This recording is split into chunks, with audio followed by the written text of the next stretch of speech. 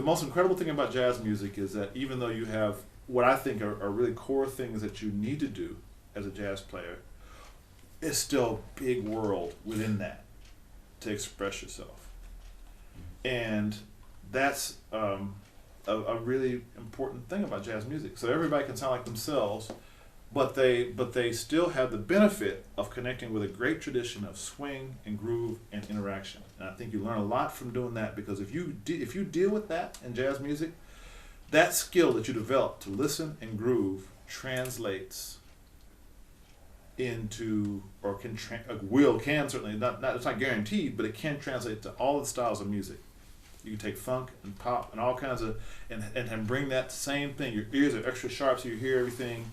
You can feel, you can interact a little bit. Obviously, with other forms of music, the amount of extra stuff you play outside of the groove is limited, depending on who you're playing with and what the style is and who the leader is and all that, what the songs are.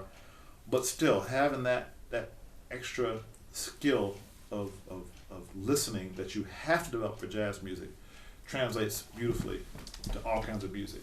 And I think that's one of the best reasons to study jazz music, because jazz in its evolution has pioneered really deep interaction and groove and technique. And so the study prepares you not only to be better as a jazz player and to participate in that tradition and in that style and with those musicians, which, trust me, is an amazing thing just as a human to be able to be on the bandstand with Tony Williams or Freddie Hubbard, or even younger players, whoever, my own band or with some of you guys, etc. Just the things that can happen with good players is a very special human experience. So studying jazz prepares you for that, but also professionally and artistically, I think it's one of the best. I think it's the best music to prepare you to go any kind of different direction. At least from a perspective of 4/4. I think being a jazz guy and studying, let's say some of the other, because the other great thing about jazz music is it interacts so well with other countries and other cultures. So you got a big Brazilian jazz tradition, huge, and you got a big, let's say not big, but you have a pretty significant Indian, interaction with Indian music, Eastern Indian music and jazz music. And you've got a huge Latin, what we call Latin, so Puerto Rican and Cuban especially.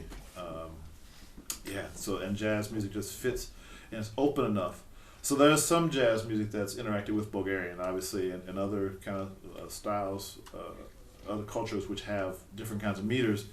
And so because of that, modern jazz players have some skill with meters as well.